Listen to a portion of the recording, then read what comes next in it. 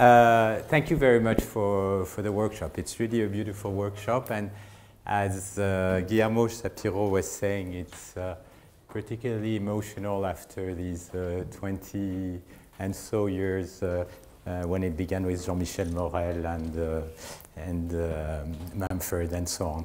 So I decided to, in fact, change the title a bit, the topic, to make it broader, also to expose work of more students. There's Tomas Anglès here, Roberto Leonarduzzi, who's a postdoc, Louis Thierry, John Zarka, and Sixin Zhang, and to look at the problem a bit more global of high-dimensional learning with these deep networks. So I'm not going to say much about deep networks. You've heard a lot about it. What I just want, again, to insist is on the fact that the amazing results of these networks result in particular on the architecture, and that was obviously a major contribution of Yann Lequin, who got the Turing Prize recently. And so you have this cascade of linear operators with convolutions with very small filters, subsamplings from part, and then these linear operators which are being learned based on supervised databases. And to the big surprise of everybody, these spectacular results all over images, speech, language, biodata, physics, and so on. And the question that everybody is wondering is, how come it can reduce dimensionality, in other words, produce such low-dimensional representation at the end without losing the core information? How does it build this representation? So one element I've been speaking often about is multiscale, which comes in. And I'll insist because it's really an element which is clearly in the architecture. Multiscale means what? You have these very small filters which are being applied, but they are cascaded. And as a result, if you go a little bit deeper, the receptive field of this filter is now twice bigger. And if you go even deeper, it's essentially going to cover the whole image. So you see progressively you increase the scale. Other obvious things that are here, sparsity, these neurons fire not so often. You see sparse coefficients, and the theme of invariance. So that will be in the whole talk. What I want to do is to organize the talk around three important applications. One, which is a classical application, is the modeling of stochastic processes, which can be viewed in image processing as texture synthesis. And these very beautiful results from Matthias Bedge group, who showed the following. If you take a network that was trained on ImageNet, you take a texture, you decompose this texture in the network. You take one layer and you compute the correlation of the different images within one layer. You're going to get a correlation matrix. Now you take random noise, and with a gradient descent, you update this noise until the statistics of each layer match the statistics of your original image, and up you reconstruct images which have essentially the same textures, but which are different. From a statistical point of view, it's a bit bizarre, because the number of correlation coefficients you are using is 100 times, or here, 20 times bigger than the number of pixels. So there's something strange, but still it's quite amazing. And the question is, what's the underlying mathematics behind that kind of things? Second amazing applications are the GAN or the autoencoders, where you take an image, you build your encoder network, which is going to essentially make an embedding into something that looks like white noise, Gaussian white noise. And then you simulate Gaussian white noise, and you reconstruct an image. And the way the generator is being encoded is by trying to inverse, the decoder is trying to invert the encoder so that if you have an image X here, the result is close to X. One of the impressive results is the fact that in this embedding space, if you have a noise that corresponds, let's say, to a bedroom after reconstruction, another one to another bedroom, you do a linear combination of these two noises. You get an intermediate noise somewhere here. You reconstruct, you still get a bedroom, and it goes gradually from one bedroom to the other bedroom. Same thing for faces that I'm here showing, I'm not here showing as a video. You see how one deforms into the other. So it's as if you had taken your bedroom and flattening it so that the average of 2 bedrooms is a bedroom. And deformation obviously plays an important role. Again, why? And then obviously the king of the application, ImageNet classification, these amazing results of AlexNet and then ResNet and so on, 20% error, 10% error, 5% error now. How come? What's happening? So these are the 3 applications I'd like to cover. The main thing, the main argument that is going to be there is again going to be this issue of scale separation and interaction. Why can we kill the curse of dimensionality? Because you can organize and reduce the number of coefficients. If you think of the interaction of bodies, it can be agent, particles, pixels. The very strongly correlated or interacting one will be the close one. And the more far away one, you cannot neglect the interaction, but what you can do, and you do often in physics, you regroup the interaction and look at the equivalent field over the central one. And the even larger one, you can do the same thing. Now, why is that much more complicated than this picture? It's because the groups are interacting. So you have to understand all the interactions between the groups, and this interaction is the difficult thing from a math and algorithmic point of view. So separating scales, this is not difficult. People have been doing it since a long time, and in particular with wavelets since the 80s. But capturing scale interaction, this is the open problem, essentially, since the 1970s. We don't understand how to capture scale interaction, which gives rise to coherent structures. Now, so the overview of the talk will be first, I'll go on this problem of scale interaction. And what I'll show is that ReLU is very fundamental, and a key element behind that is phase, something that we hate in harmonic analysis. Normally, we get rid of it. Finally, begin to realize it is really important. Physicists know that for a long time. And then once you've created scale interaction, I'm going to look at 2 ways to look at the problem. One purely linear way. We're going to build linear model in this space where scale interaction have been created. And we'll see first application to compressed sensing, how you take signals, you can represent it with very few fixed coefficients, 2 stochastic models, the kind of application of Matthias Bench. And then we'll go to more difficult application, generative autoencoder, ImageNet. And there we'll see that you can't stay with linear model, but if you build sparse dictionaries in this world, then you can get generative autoencoder, and you can get performance that is really getting close to ImageNet. So all this will lead to convolutional neural network architecture. Okay, so that's the program. Let me begin with scale separation. So the tool to do that, suppose many of you know it, wavelets. The idea is you take an envelope, Gaussian, you modulate it with a sine wave, so it's a local sine wave, which is going to have 2 phases. This is the 0 phase, you get a cosine.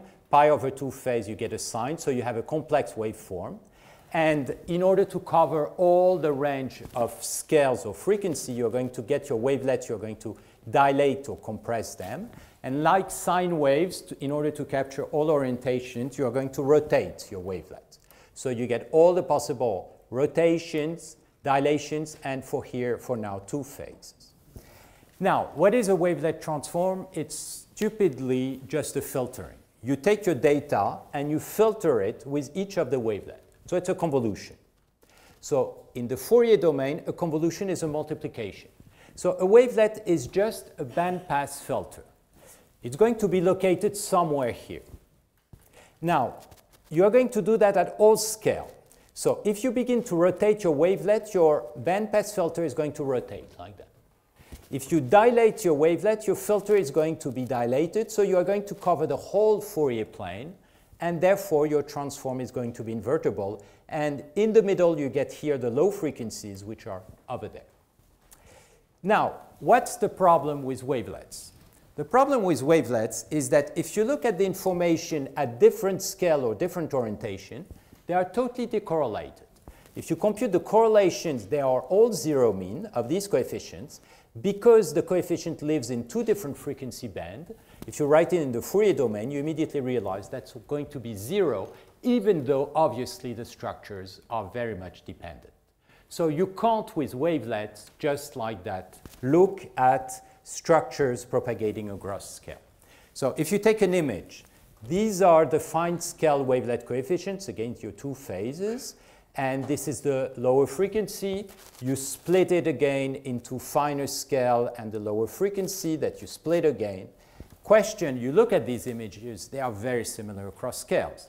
They should be correlated, but they are not. So the question is, how can you capture the structure that goes across angles, scales, and so on to really build refined models? Answer, ReLU, and phase. So, until now, we had been working only with modulus, because that's the tradition in harmonic analysis. Phase is very complicated, so you always think that phase, you can retransform it into the modulus. Here, we ended up realizing that it was not probably by chance that ReLU were around rather than complex modulus. And let's look at what ReLU is doing. If you take a wavelet, you can change the wavelet just by multiplying it by a phase. And to put it into a deep network, we're going to build a real filter. So we take the real part. So we now have a wavelet with different phase. Alpha is the phase. Let's apply a ReLU to that. These coefficients, let's say, are positive, so it's not going to change then. And that's the wavelet coefficient to which you've applied your ReLU. So it looks like convolution network coefficients. Okay, one thing which is obvious is that this transformation is invertible, because if you take the ReLU of A and minus A, it gives you A. So two phase pi and alpha plus pi will give you back your coefficients. So you have a linear inverse. Okay. But what is really interesting is that now these coefficients, obviously they are positive, so now they are going to be correlated. The average is not zero anymore, and the correlation, obviously, is not zero anymore. So what is creating this correlation? Let's look at these coefficients. You have the convolution of your signal with the real part of a wavelet with a phase alpha. So I can put the real part outside. And then I can take my wavelet coefficients, my filtered coefficient in my network, separate the modulus, which is here, and separate the phase. But a ReLU is a homogeneous operator. So if you multiply by a coefficient, you can just positive, you can put it outside. So the modulus, I can put it outside. I can factor it outside, and now the ReLU just applies to the phase. What does that mean? It means the ReLU really acts as a filter on the phase whenever you have a filter which is an oscillating filter. Now, what is that going to produce? What I'm going to show you, it's producing high-order moments, but of a strange type. It's keeping the modulus, but it's computing high-order moments of the phase. That's what I'll call here the phase harmonics. And because you don't touch the modulus, you are going to get something which is Lipschitz stable. You don't have all the problems of high-order moments. So how do you realize that? You just compute the Fourier transform relatively to this phase variable. And because it's a translation here, you are going to get an exponential of the phase multiplied by k. In other words, you've just taken your wavelet coefficient, you've kept their phase, their modulus, and you've just taken the phase multiplied by an exponent k for all possible k, multiplied by a coefficient which depends upon the specific nonlinearity that you have, but as long as it's homogeneous, it's not so important. Okay, let me now explain why it's so important to get the harmonics of the phase. So that's the notation. I take this coefficient. The harmonic of the phase means I preserve the modulus, but the phase is accelerated by k. So if you accelerate the phase by k, you also accelerate the frequency by k. So if you have a signal whose Fourier transform is there, observe that this doesn't change the time location because the modulus doesn't change, but the frequency is going to move. So now, two wavelet coefficients at two different scales are not correlated. But now if you take the harmonics, it's going to essentially move, be dilated, but in a very nonlinear way. And now these things are correlated. So now you will be able to correlate information across frequencies. If you do the same thing over images, so here you have the modulus, here you have the phase. If you accelerate the phase by a factor 2, what is going to happen? The Fourier transform which was here is going to move to high frequency. This one is going to move here and here. You can see this looks now much more like this. Now these things are now correlated. So essentially what you're doing, it's like in music. You are doing frequency transposition, and then you have all the information at your disposal for doing correlation. Okay, so the correlation, now let's get it. So you take the mean, and you can compute the covariance. You can either compute it in the real space for the phase or in the Fourier transform space, in which case you have directly the harmonic coefficients. Let's see what you can do. Now that you have a model which is very correlated, you can do, for example, prediction across scale. If I want to estimate the wavelet coefficients at a fine scale, I can do it from the coarsest scale, because now you fix the phase and you do it across by doing a linear prediction operator. To optimize the linear prediction operator, the only thing that you need is the covariance, the correlation. So from correlation coefficients, I'm now going to have the information about all the regularity of what's happening across scale. The first thing I'm going to do is to show that from this information alone, you can reconstruct the whole signal if the signal has sparse coefficients. So if the signal has wavelet coefficients which are sparse, I'm only going to pick very few covariance and mean coefficients, m of them. I'm going to reconstruct a signal, and that's the work of Gaspard-Rochette and Sixin-Zhang. We're going to reconstruct a signal which has the same m covariance coefficients and average coefficient. These coefficients, I've chosen them a priori, like in compressed sensing, independently from the signal. If you do that, if your signal is sparse, not only you reconstruct the signal, but if you look at the decay of the air as the function of the moments you've kept, you decay like m to the power minus 2, which is the optimal decay. Even if you were dreaming to do it in the best basis, you wouldn't be able to beat that decay. If the signal is not sparse, like a highly oscillatory signal, like in compressive sensing, you don't reconstruct. So that means that you get a representation which is in fact very efficient if your signal is sparse within your basis, your wavelet basis. Same thing for images. These images are measured by just capturing few moments of their interactions across scales. And you can look at, that's in PSNR, the increase of the PSNR. The error decays like 1 over m, which is, again, the optimal decay rate for signals which have discontinuities, total variation signals. OK, so let's go back to the applications now of deep learning. So the problem that I showed for the problem of Matthias Betsch amounted to model stochastic processes. And that kind of processes is a realization of a turbulence. And that has been the dream for physicists since 1940s, to try to understand the stochastic properties of such random processes. And the first model that was developed by Kolmogorov in the 40s was a model based on power spectrum. In other words, you measure the second order moments, and you try to fit a Gaussian model which has exactly the same second order moment, in other words, which has the same power spectrum. And that's what you get. So you see this have the same granularity, but you've lost all the geometry. What's the problem? A Gaussian model is a model where all the phases are totally incoherent. In other words, you've completely lost the regularity across scale of the phases. So how are we going to do it? Instead of having second order moments, we're going to capture moments which captures the regularity across scale through phase. And what is that going to be? Same thing. The average of our wavelet coefficient with phase and relu, or in the phase harmonic domain, and their correlations. Now, the difference with the example of piecewise regular images that I showed is that this is an ergodic process.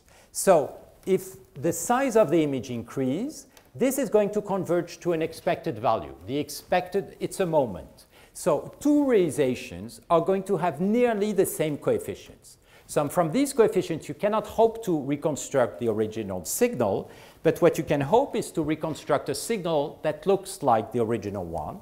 And what are you building here? You are building a model of stationary processes which are conditioned by moments, which are translation invariant, so it's stationary. And that's what you get in this case. So you see here that as opposed to, and that's the kind of result we never had by working with modulus and scattering coefficients and so on, because again, we were missing this phase. You see that you restore the geometry, and you use much less now moments than what's used in DeepNet, because the number of moments here is 3,000 instead of 200,000 moments. So we considerably reduced the variance of the estimation, and that looks interesting, at least from the point of view of modeling stochastic processes. There is a very nice work done by Roberto Leonarduzzi, who's been studying in what sense that kind of models can, for example, model multifractal. Multifractal usually are modeled by taking high-order moments of wavelet coefficients, and then try to reproduce them. The problem is high-order moments yields a huge variance. So he studied the same thing with that kind of moments. This was done on financial S&P 500 returns. So once you've captured the moment, you can restore financial time series. And the moments, the nonlinear moments, in that case of the wavelet coefficient, are respected. So we don't measure the nonlinear moments, but because of the multiscale nature of the problem, it looks like we can reproduce them, which we don't really understand. Can reproduce the marginal, you can reproduce the time asymmetries and all kinds of properties. Okay, so let me now move to more complicated problem. So until now, what we've been doing is essentially creating this coherence across scale and measuring this coherence through a linear model, in other words, through a covariance, and then build everything from this covariance.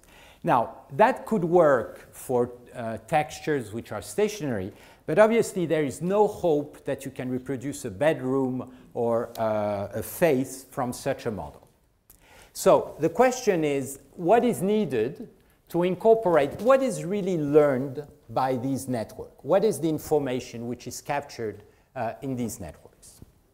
Okay, one important thing that I've stressed is the fact. So first of all, you need to transform an image into something that looks Gaussian white noise.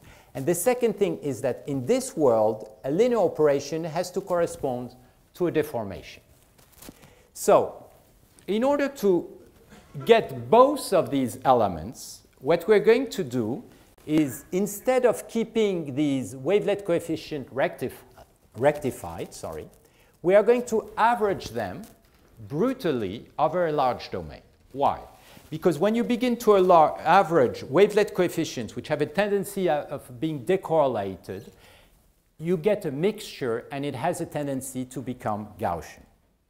The second thing is that when you do that kind of thing, you build a representation which is stable to deformation. Small deformation is transformed into a linear operator in that world. And that's given by the following results. If you take a signal, you deform it. So what is a deformation? It amounts to take the spatial variable, instead of translating it, you translate it by an amount which depends upon the position. You warp the space. In that domain, I should have called SJ, after deformation, the distance to the original signal is bounded by the size of the deformation. In other words, locally, you can approximate it by a linear operator in that world of the deformation parameters. Okay, so how can one attack now the problem of multiscale autoencoders and that's the work that was done by Tomas Anglès. So the idea is the following. You begin from your data, and you build your multi-scale representation, which has been averaged in order to try to Gaussianize it.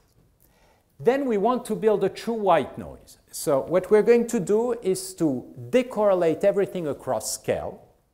It's as if you were computing prediction of fine scale from the coarser one. You have an error, and that's called the innovation when you do that on an autoregressive processor, which is exactly what he did. And then you do a decorrelation spatially, and then you're going to get something totally white, but many of the variance coefficients, in some sense, of your PCA are negligible, so you can throw them away, and therefore you are going to end up with a much lower dimensional vector of the order of 100. That's the encoder, so it's a simple, that's the transform we have, and then a linear operator, which is the whitening. Now the generator. Okay, so what you can do is to try to invert the operators that you've just created. First, you've created a whitening operator here that you can invert, but only partially, because you've lost components. So you can get the pseudo-inverse, which is going to add an error. But the error is going to be small, because what you did is to remove all the components which have a very small variance. So they were negligible. Then you can invert the innovation process, in other words, the prediction process, which is again stable. You're going to get an estimation of your coefficients, average, up to some noise. And then, problem, you need to do a deconvolution. You need to suppress this averaging that led to something a bit Gaussian, but that's totally unstable. It's unstable, and you had some error. So you have to stabilize your deconvolution. So then we're going to do it with the CNN. But if you've been around on inverse problem, you know that there is one way to stabilize deconvolution is to use the sparsity information you have about your data, and in other words, build a dictionary on which your representation is sparse and regularized based on that. So that's the kind of idea that was developed by Tomas. So the only thing is, he did it stage by stage. So you begin at a stage which is at a scale, large scale. What you want is to progressively reduce the scale. So go from a scale 2j plus 1 to 2j and then iterate. And each time do a partial deconvolution. So the idea is you need to have a dictionary which is going to sparsify your solution, computes the sparse coefficient, and that will be done with a deep network. So, two components. The idea is you want to stabilize your deconvolution, so you build a dictionary which stabilizes which sparsifies, the solution, and you need to compute the sparse coefficients of the solution in this dictionary. And that we do it, he did it with a CNN. So then there is an end-to-end learning. You learn the CNN and the dictionary by trying to minimize the reconstruction error. And many questions will come in, because you have something sparse, but what kind of sparsity? Is that a standard L1 sparsity? Can you get rid of your CNN and replace it by an L1 code? Questions we'll try to address afterwards. Let me first show the results that he obtained. So that's a series of images. You have a database of polygons. The polygons have different colors, so each realization of your random process is a polygon of different color, and that's the standard database of celebrities. So the first thing is to make sure that if you enter a training image in your autoencoder, you recover something which is a close approximation at the decoder stage. In other words, that you were able to do your cascaded deconvolution with your dictionaries in such a way that that it's stable, that you recover approximations. So these are preliminary results that he recently obtained. So these are reconstructed image on training data. It's pretty normal that you recover your training data. Then you have reconstruction error on testing data. These are images that the encoder has never seen. You put it in, and you try to see whether it reconstructs well from the Z that was computed from the coder, and then you try to invert with these dictionaries, and that's what he obtains. There is a slight blur, but hopefully that will get improved, but still it's very good. And then you have the deformation issues. Let's go in this middle space, and let's move linearly from one noise to another noise. If you do that on the polygon, that's how you progressively deform. I can show that as a video, and you see how you move from one to the other. It's not at all a linear representation. If you do the same kind of thing of the faces, you have the same kind of deformation. Then oops. That's the first one. Yeah, which should appear here. Progressively, one face deforms into the other. So you still see that because you built in your representation by hand in some sense, the regularity to deformations, when you move in your embedding space, you have your deformation. Then what about generalization? So you put random noise in the input, and these are the faces, the results that you get. They look like face. They are not matching the quality that you get with GAN and so on, but again, these were produced, in fact, this morning. So these are the first image. So let us give him a little bit of time in order to match the GAN, but you can still see that you have the structures. And the structures, how can you produce something as structured as that, is because you have computed them in the dictionary. They are stored in each of the dictionaries which are built across scales. I would like now to finish with the work of Louis, Thierry, and John Zarka on classification with this dictionary learning. And what I want now to address in terms of issue is this idea of sparse coding. Okay, a CNN is doing sparse coding, but can you get rid of the CNN and just replace it with an L1 sparse coding? Okay? So first, let's see what kind of thing you can get with wavelet type representation, with this phase harmonic wavelet representation on ImageNet by doing a simple spatial pooling that everybody is doing. So that, in other words, you average spatially these descriptors, and then you do a logistic regression and a classification. So if you do it with AlexNet, which has a full deep net here, you get 20% error. This can be considered already as the coefficient of a deep net, but you get 20, and here you get 70% of error. So it's huge. Now, if you work on MNIST, you get state-of-the-art 0.46. If you work on the other things which are simpler, you get good result. But boom, here is stuck at 70%.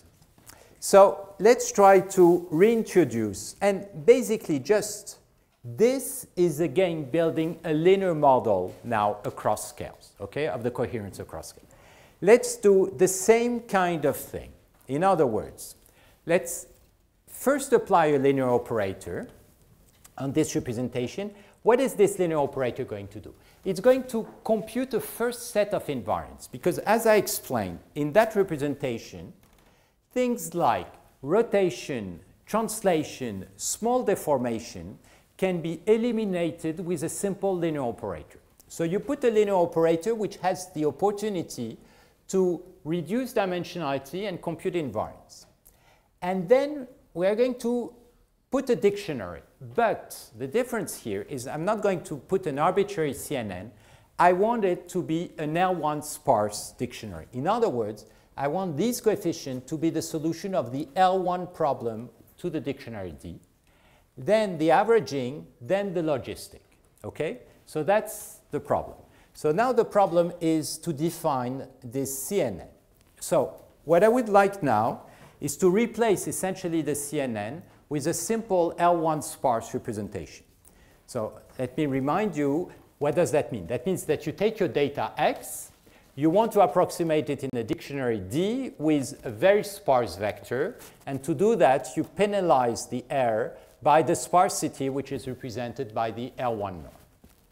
Now, there is a very nice work that was done by Gregor and Lequin, who showed that that kind of optimization, you can implement it with a neural network in a first approximation with a very few layers, about 6, 7. And essentially, what the neural network is doing is something which is similar than iterative thresholding, but with a twist, which is the introduction of this matrix WE here.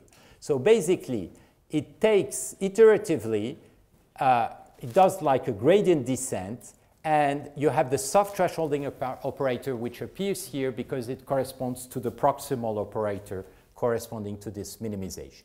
So basically, lista is a CNN. The only difference is I'm not using anymore a soft ReLU. I'm using here, they are using a soft thresholding nonlinearity. And we modified slightly to explicitly make the dictionary appear here. So that kind of structure has been used by people, in particular Giriès et al. You know that Mickey Elad has been working a lot on this kind of thing to identify the dictionary by using this network and trying to learn the matrix. Now, what we're going to do here is put this, dictionary here, this network here, which is computing a sparse dictionary, and we are going to make sure that's indeed a sparse dictionary representation by putting a term in the loss, which makes sure that d alpha is indeed very close to the input here. So what you basically now have is a network which has not so many parameters. This is fixed. It is the representation which defines your wavelet coefficient with the rectifier and all the phases. You have this linear operator which computes the invariance. You have this dictionaries which captures the important pattern for your classification. That's the sparse L1 code. You have the logistic classification, and then you train end-to-end this thing. Now, if you do that, again, 20% was the error of LXNet, 70% was the error with the original one.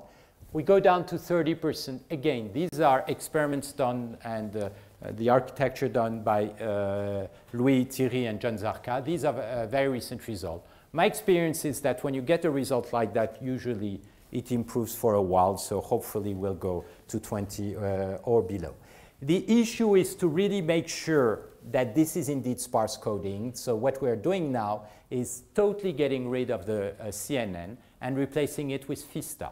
In other words, you have the representation, you have a linear projector, you have a sparse coding, and the logistic.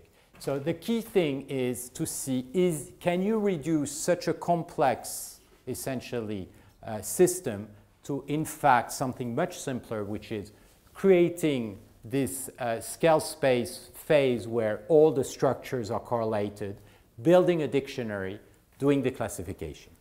Mind you, what is complex is you need to learn these three matrices together, and that's what the deep network is able to do also. Okay, so let me stop on this. So the main elements of what I try to show is the first thing is, and in fact the ReLU or that kind of, when you act on the real part of an oscillatory filter, there is something very special, is that you are capturing the phase. And phase is, in fact, I think it has been completely underestimated in mathematical harmonic analysis.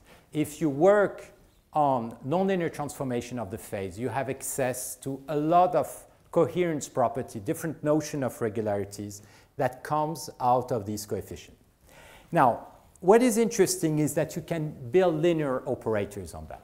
You can do compressed sensing, you can build linear operator, in other words, covariance model for very complex stochastic processes. That means that your estimators have a low variance because you stay at order 2. The wavelet coefficients and the ReLU, these are contractive operators, so you don't increase variability. The other things is learning. So I lost a bet with Yann Lequin, which was a 3-star Michelin restaurant that I had to pay, which is really a pain when you think at the salary he has in Facebook. But so I was screwed. So the initial assumption was at the time, so that was 6 years ago, said, look, all this is bullshit, your thing. I'm sure we can replace everything by no learning. And the bet was we would do it on ImageNet, okay? And we've been stuck for 5 years at 70% of errors. So at the end, I decided to pay. So the question then, obviously, because once you've paid, you want to get something for your money, you know. So, okay, I've lost, but why? What do you have to learn? So the new hypothesis is basically, you have to learn, but not so much, just a dictionary. And that's the hypothesis that we're putting on the table. So, and a dictionary, you can learn it on a CNN, but you can learn it with Vista on L1. I mean, mathematically, this is just an implementation issue, but obviously we need much more numerical experiments to verify all that. Now, from that, I think that there is a little bit more hope to have models, functional analysis models for what are the classes of function that this kind of thing can approximate, if indeed the degrees of freedoms, at least on the first approximations, are parameters of a dictionary. But we are far from approximation theorems, decay rates. They are very beautiful problems, well beyond all this. Okay, so thanks very much.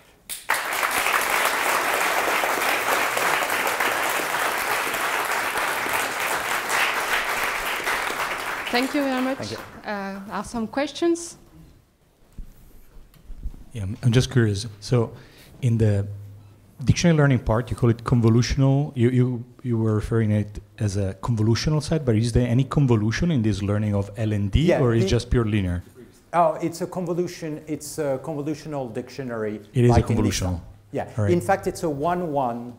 Worse than that. We do a 1-1 convolution. Okay. So the only mixing is along channels. And I was curious because I was trying to pull them out, but I don't find them. So the pre-deep learning was not, well, let's say, what I remember from the pre-deep learning, so pre-AlexNet was, say, Hog or Sift, then separately you would do dictionaries, you know, of some sparse coding kind, and then you would do an SVM on top.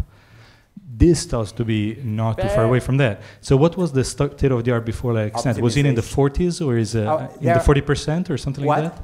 The pre-deep learning, wasn't it around the 40%? Was around, I think, 40% right. error. So is this somewhat showing that an optimized version of that with a much more careful sift and perhaps a convolutional sparse coding can get you up to 30, and then there is still this gap? And they got 30 again, but the first results were, so which one has to worry maybe, but 2 weeks ago. Okay, so these are, but they verify. So let's I fully trust them because they do that in parallel. So hopefully that can be it's a way to make sure that there's no bugs around. But yeah, I was extremely surprised because it's very rare that you make a 40% increase like that. So compared to SIFT, as you say, I think the main thing is the fact that you have a global optimization. Because you know, there was, right? I mean, in the old architecture where there was a SIFT plus sparse coding, there was... how do you learn the dictionary? What is incredibly difficult, as we all know, the one who worked on that, in particular Remy, is that dictionary learning is incredibly difficult. And by putting these dictionaries in a network and exploding it, in particular on many layers, it looks like you have the ability to adapt your dictionary in a much finer way. That's what we had when we were doing greedy dictionary learning. It may be that. Yeah. Another question? I'm going to speak up. Non, non, c'est enregistré. Oui, toi.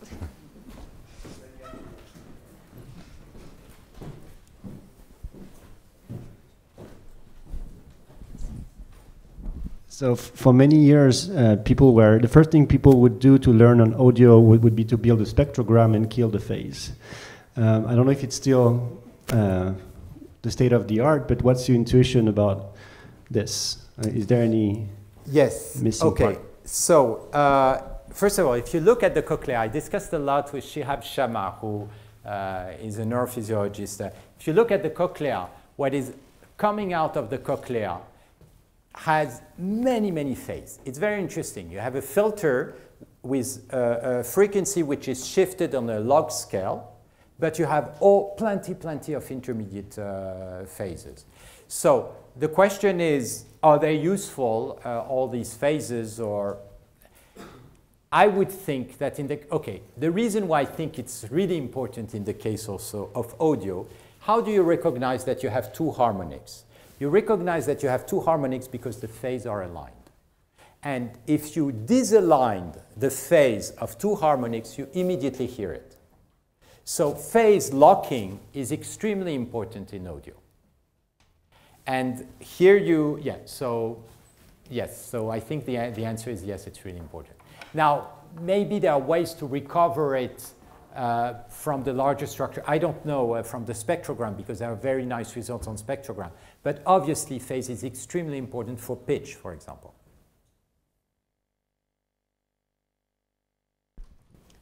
No.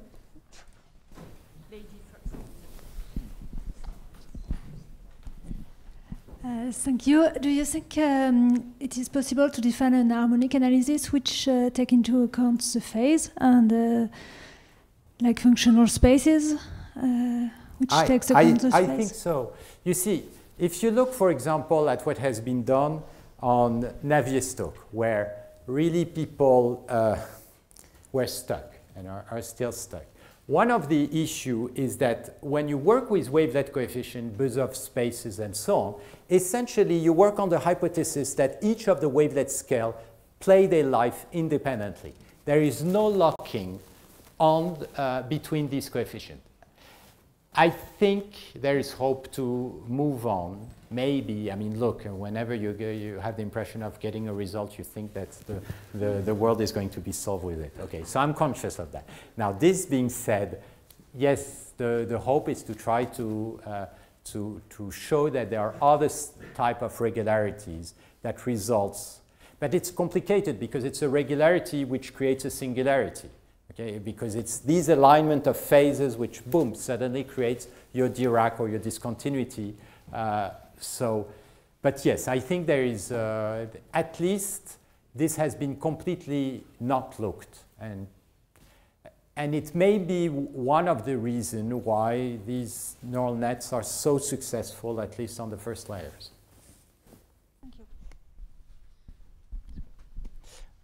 Does the approach with the sparse dictionary learning allow for more interpretation than classical CNN? That's also the hope. So for example, if you look at applications to physics, what you've seen probably, or you heard, there are very nice applications in quantum chemistry for predicting n-body problem everywhere. I mean, there was almost nobody working on that about 2 years ago. Now you have like 15 conferences being held this year on applications to physics. Okay, so they all send their deep network, UNet, and so on, and everybody obviously would like to relate that to the true physical model. Now, if the representation is reduced to a well-structured representation and a dictionary, then you can look into the dictionary and see what are the patterns that have been. Essentially, in physics, the idea is like an inverse problem. Why can you potentially do better when you have a lot of data? Is because locally you're very nonlinear operator. Hopefully you can locally linearize it in the neighborhood of the different regions where you have data. And being able to know what it was the dictionary could be very helpful. There's a question? Maybe one comment, because talking about physics and harmonic analysis, physicists have good track record in using spectral statistics beyond the power spectrum. We are using bispectrum, trispectrum to characterize non-Gaussianity in random fields, in particular in the CMB or in turbulence. So there is already some know-how in these directions. Of course, that maybe they don't have the nice robustness properties that you were emphasizing, but at least we have this tradition of capturing correlation beyond just second order phase invariant statistics. Exactly, and in particular in signal processing, you have all this tradition of high-order moments. Eric Moulin, as I remember, has been working a lot on these things. But it doesn't work, really. That's why everybody went out of it. Okay, there was hundreds of papers in the 90s, and then everybody left because the amount of variance you get on your estimator is huge. And that's where I think there's something interesting, is that yes, we need to go beyond Gaussian, beyond second order, but the exponent doesn't have to be on the modulus. And when you take high order moments, you put the exponent on the modulus and on the phase. And basically what it looks like is that if you just put it on the phase, you keep your variance low, and you still recover what you need to go to these high order. Yes.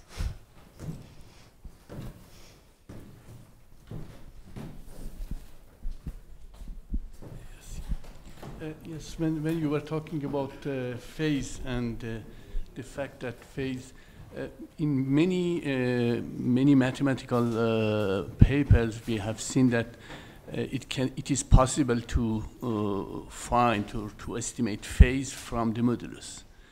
And but the fact that this problem is an inverse problem, and we know that this needs many regularities to be able to find the phase from the amplitude. This is probably the reason that the people thought that the phase is not important.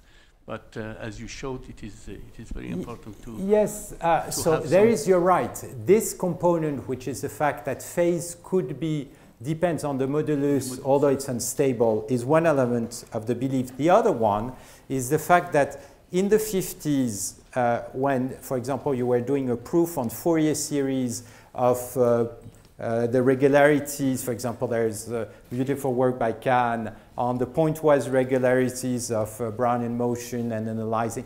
They are doing it on the Fourier series, and it's horribly complicated because you have to deal with the phase. And then suddenly, these proofs have been incredibly simplified because you do a change of basis, and what was a phase in the Fourier basis gets translated into the amplitude of a wavelet coefficient. You just have to look at the amplitude of the wavelet coefficient, problem solved. You have this very nice result by Stéphane Jaffar, Yves Meyer, and so on, who get the pointwise regularity just from the modulus.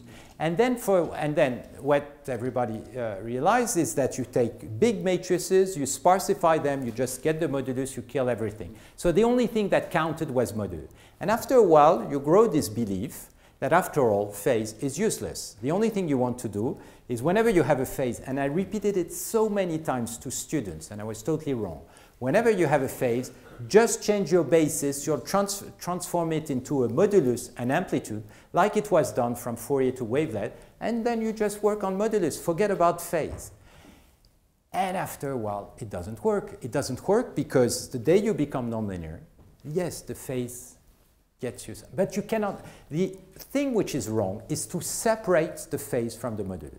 If you separate the phase from the modulus, then you are totally unstable. So you need to work with the phase, but remain with the modulus to avoid the instability. I had one more question about linear correlation and Pearson and Spearman. Just I am asking if in many these algorithms we try to find a linear correlation. Do you think that if in place of linear correlation we go through through Spearman correlation can help? I'm sorry, I don't know what is a Spearman correlation. Pearson correlation is the linear correlation. Spearman is order correlation, order-wise correlation. After ordering the coefficients, yes, so it's exactly. A nonlinear. I see. Could be, but I have a tendency to think that we can't get rid of research of dictionaries.